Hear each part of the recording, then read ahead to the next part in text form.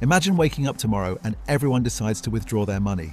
Not just you, not just your city, everyone.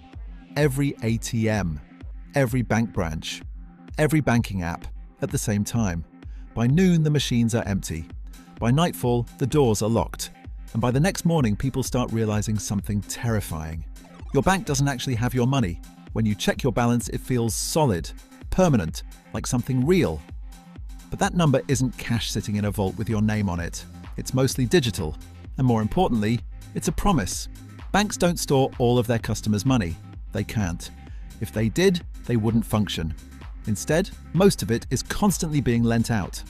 Mortgages, car loans, business loans, credit cards. Your money is always moving, which works until everyone asks for it back. If everyone tried to withdraw at once, the first thing to go would be ATMs. They only hold a few $1,000s at a time. Once they're empty, they're useless. Then branches start limiting withdrawals. Then they close. Apps slow down. Then freeze. People refresh their screens. Again and again.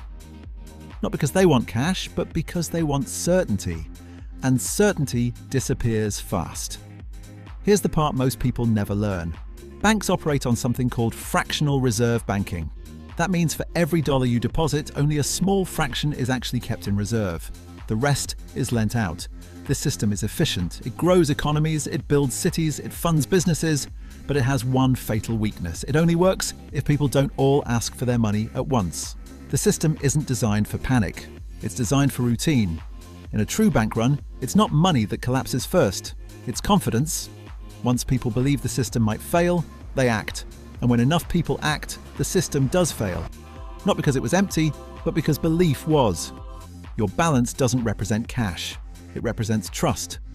Trust that tomorrow will look like yesterday. Money isn't just paper. It isn't just numbers.